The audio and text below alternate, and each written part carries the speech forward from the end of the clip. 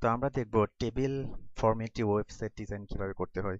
তো অ্যাকচুয়ালি এখন টেবিল ফরম্যাটে ওয়েবসাইট সরাসরি ডিজাইন করা হয় না, তবে টেবিল ফরম্যাটের কিছু এলিমেন্ট বিভিন্ন ওয়েবসাইটে ব্যবহার করা হয়। যেমন ধরুন আপনি যখন ডেভেলপমেন্টের কাজ করবেন তখন আপনাকে ফর্ম নিয়ে কাজ করতে হবে। তাছাড়া দেখা গেল যে অ্যাডমিন প্যানেলে আপনাকে টেবিউলার ফরম্যাটে ডাটা শো করার প্রয়োজন হতে পারে। তো ওই কাজগুলো দেখা গেল যে আপনি সিএসএস ডিপ নিয়ে সিএসএস দিয়ে করতে গেলে অনেক সময়ের ব্যাপার। তো ইনস্ট্যান্টলি ওই কাজগুলো আপনার টেবিল ফরম্যাটে তখন টেবিল রো এবং টেবিল ডাটা টিডি নিয়ে করা হয়, যেগুলো খুব কুইকলি হুম আপনার কোনো প্রকার সিএসএস ছাড়াই খুব সুন্দর ডিজাইন তৈরি হয়ে যায়। তো যে টেবিল ফরম্যাটে কাজ করতে হলে আজকে কিছু বেসিক জিনিস আপনাদের দেখাবো। যেমন সাপোজ টেবিল নিয়ে আপনি কিভাবে কাজ করবেন। যেমন টেবিল, প্রথম আমরা নেব টেবিল। টেবিল। তো ওকে ফাইন, একটা কাজ করি, আমরা একটা ফাইল নিয়ে নিই। সাপোজ আমরা নিলাম index.html। ওকে, তো আমাদের ফাইলটা আমাদের নোটপ্যাড প্লাস প্লাস ওপেন করি। তো আমরা নিলাম টেবিল, টেবিল, তারপর টেবিল শেষ করলাম। ওকে, ওকে। তো এখন টেবিলের মধ্যে আমরা লিখব টিয়ার, মানে একটা রো নিলাম আমরা। তো রোটা হলো অ্যাকচুয়ালি এই যে সাপোজ ধরেন এইখানে লম্বালম্বি ভাবে যেটা হয় আর কি, তো এটা দেখাচ্ছি আপনাদেরকে। একটা রো নিলাম, তো রোটা আবার কি করলাম, শেষ করলাম। তো এর মধ্যে আমরা নিব কি, টিডি। সাপোজ টিডি, টিডি। হ্যাঁ, তো টিডির মধ্যে আমরা লিখলাম যে ওয়েবসাইট ডিজাইন। ওকে, তো এখন যদি আমরা আমাদের পেজটাকে রান করাই, তো আমরা দেখতে পাবো কি ওয়েবসাইট ডিজাইন এভাবে এসছে। এখন আমি আরেকটা টিডি নেই, দুইটা টিডি নিলাম। দেখলাম ওয়েবসাইট ডেভেলপমেন্ট, ডেভেলপমেন্ট। ওকে, তো তারপর আমি কি করলাম, রিলোড দিলাম, আমার কি এ পাশে আসছে। ঠিক আছে, তো এই টেবিল রোটাকে আমি আবার কপি করে নিচে লিখলাম, লিখলাম আমরা সফটওয়্যার ডিজাইন, সফটওয়্যার ডেভেলপমেন্ট আমরা লিখলাম। তারপর এখানে লিখলাম ডাটাবেস ডিজাইন, ডাটাবেস ডিজাইন। ওকে, তো এখন আমি রিলোড দিলাম, আমি কি দেখলাম, এরকম হয়েছে। তো জিনিসগুলো আরো ভালোভাবে বোঝার জন্য আমরা একটা বর্ডার নিয়ে নিই এখানে। হ্যাঁ, অথবা আমরা ব্যাকগ্রাউন্ড কালার দিয়ে নিতে পারি। তো আপাতত আমরা একটা বর্ডার নিয়ে নিই। হ্যাঁ, বর্ডার ইকুয়াল টু 1 দিলাম। পুরো টেবিলের মধ্যে আমরা বর্ডার ইকুয়াল টু 1 দিলাম। তো এখন যদি আমি রিলোড দিই, তো দেখবেন যে এই যে আমি রো নিয়েছি, অর্থাৎ এটা হলো একটা রো, অর্থাৎ এই যে এখান থেকে এই পর্যন্ত, হ্যাঁ, এটা হলো একটা রো। তো রোর মধ্যে আমরা টিডি নিয়েছি, টিডিতে এটি বসিয়েছি, আবার এই টিডিতে কি ওয়েবসাইট ডেভেলপমেন্ট বসিয়েছি, তারপর আটটা রো নিয়েছি। তো সাপোজ আপনি এরকম আরো অনেক রো নিতে পারবেন। হ্যাঁ, এরকম রো নিতে পারবেন। তো রিলোড দিলাম, রো আসলো। তো এখন দেখুন, আমি সাপোজ ধরুন আমি এখানে আরেকটা রো নিলাম। হুম, এখানে আরেকটা রো নিলাম, সাপোজ আমি দেখলাম ফ্রেমওয়ার্ক ডেভেলপমেন্ট।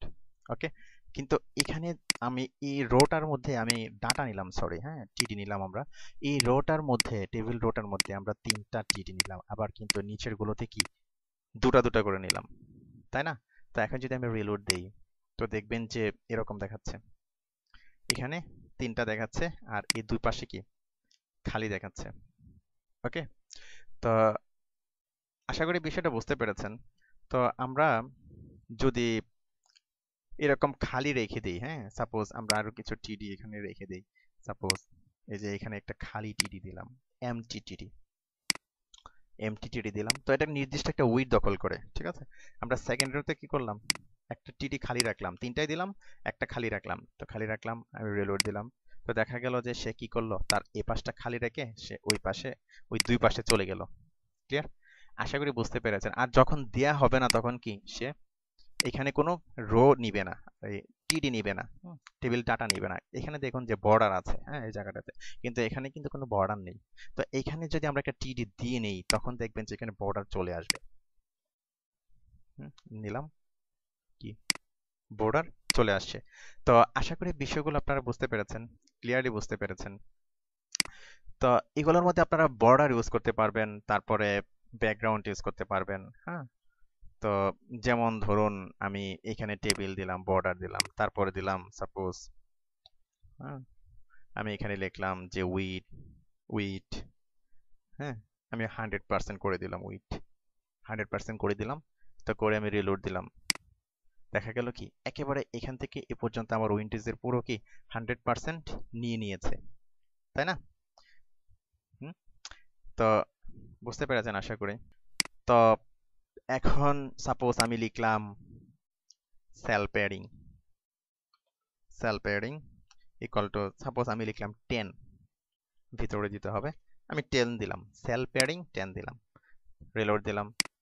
দেখুন এই যে সেলটা, হ্যাঁ, এই সেলের প্রত্যেক দিক থেকে সে কি করে 10 পিক্সেল করে নিয়ে নিয়েছে। তো এখানে যেহেতু আমরা 100% করে দিয়েছিলাম, যার কারণে এটা ভালো বোঝা যাচ্ছে না, আমি 100%টা কি উঠিয়ে দিলাম এখান থেকে। উঠিয়ে দিলাম, উঠিয়ে আমি রিলোড দিলাম। দেখুন 10 পিক্সেল করে নিয়ে নিয়েছে। তো আমি যদি এখানে 10 না দিয়ে 50 করে দিই সেল পেয়ারিংটা, হ্যাঁ, ভিতরে এই যে দেখুন 50 প্রতি দিক থেকে সে কি 50 50 করে কি নিয়ে নিয়েছে। তো আশা করি বিষয়টা বুঝতে পেরেছেন। তো আমি 10 রাখলাম।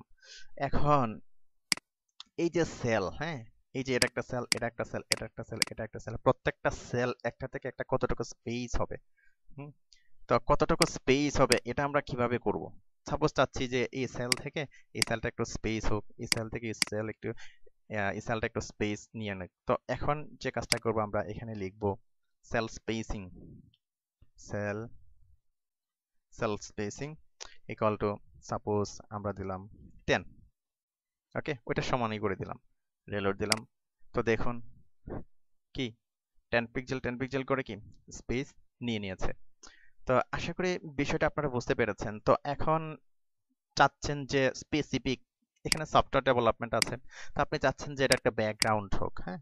তো এই যে সফটওয়্যার ডেভেলপমেন্ট টিডি, এই টিডিতে আমরা ব্যাকগ্রাউন্ড দেবো। কিভাবে ব্যাকগ্রাউন্ডটা দেবো? আমরা লিখবো বিজি কালার।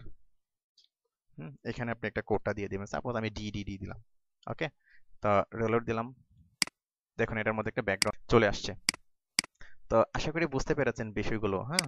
তো এইভাবে আপনি টেবিল নিয়ে আপনি ডাটা আপনার টেবিলে সাজাবেন, হ্যাঁ, কোনোটাতে স্পেস বেশি দেবেন বা কমাবেন, 100% করবেন, ব্যাকগ্রাউন্ড কালার দেবেন, হ্যাঁ। তো আবার দেখুন আমরা চাচ্ছি সাপোজ এখানে একটাই থাকবে, ওয়েব ডেভেলপমেন্ট থাকবে, দুইটা থাকবে না, একটাই পুরোটা নিয়ে বসবে। কিন্তু ধরুন আমরা এই যে ওয়েব ডেভেলপমেন্ট, হ্যাঁ, একটাই থাকবে, সে পুরোটা নিয়ে থাকবে। আমরা রিলোড দিলাম, তো এই পাশে চলে গেছে। তো আমরা চাচ্ছি যেটা পুরোটা নিয়ে থাকবে, সে একটা সেলই থাকবে, পুরোটা নিয়ে থাকবে, হ্যাঁ। তো তার জন্য কি করতে হবে? তো তার জন্য খুব সহজ, কিছুই না। তার জন্য আপনি লিখবেন যে call span, call span equal to 3। অর্থাৎ এই যে দেখুন এই যে এই পাশে, হ্যাঁ, এটা হলো একটা কলাম, এটা হলো আরেকটা কলাম, এটা হলো আরেকটা কলাম। আবার দেখুন এই যে এটা, হ্যাঁ, এটা হলো একটা রো, এটা হলো একটা রো, এটা একটা রো, হ্যাঁ। তো এই যে কলাম হলো তিনটা, তো আমি চাচ্ছি যে এই একটাই তিনটা কলামের মধ্যে একেবারে মার্জ হয়ে যাক। লিখতে হবে কি কল স্প্যান 3, যার কারণে এই একটা সেলই তিনটার মধ্যে মার্জ হয়ে যাবে। রিলোড দিলাম, এই যে দেখুন একবারে তিনটার মধ্যে মার্জ হয়ে গেছে এবং এটা কি এরকম হয়ে গেল। তো আশা করি বিষয়টা বুঝতে পেরেছেন। তো এখন চাচ্ছেন যে এটা তো বাম দিকে সরে আছে, আমি চাচ্ছি যে এটা মাঝে আসবে। তো কি করবেন? খুব সহজ, এখানে আপনি লিখবেন যে অ্যালাইন ইকুয়াল টু, হ্যাঁ, centre, centre, align equal to centre করে দিলাম। তো রিলোড দিলাম, কি মাঝামাঝি চলে আসলো। তো এখন দেখুন যে এগুলো মাঝামাঝি আসলো। তো আমি চাচ্ছি যে এটা তো একটু মাঝামাঝি আছে, তো আমি এটা উপর দিকে নিয়ে নিব। তো তার জন্য কি করতে হবে? হুম, তো তার জন্য যেটি আপনি করবেন, মানে একটা টেবিলের মধ্যে সাপোজ আমি একটা সেলের মধ্যে আমি অনেকগুলো ট্যাক্স নিলাম, সাপোজ এটা দেখাচ্ছি আমি, অথবা আচ্ছা এটাই দেখাচ্ছি, হ্যাঁ, এই একটা নিলাম, ডাটাবেস ডিজাইন দুটা নিলাম, হ্যাঁ। তো তো আমি কি করলাম, এখানে ব্রেক দিলাম, ব্রেক। ওকে, ব্রেক দিলাম। তো এই ব্রেকটা কপি করলাম, কপি করে প্রত্যেকটাতে দিয়ে দিলাম। ওকে, দিয়ে আমি কি করলাম, রিলোড দিলাম। হুম, তো এরকম দেখাচ্ছে ডাটাটা, কিন্তু এটা এরকম হয়েছে ঠিক, হ্যাঁ। তো এটা মাঝামাঝি চলে আসছে, তাই না? তো এখানে সাপোজ আমি দুটা দিলাম, সফটওয়্যার ডেভেলপমেন্ট, আমি জাস্ট দুটা দিলাম, সফটওয়্যার ডেভেলপমেন্ট দুটা দিলাম।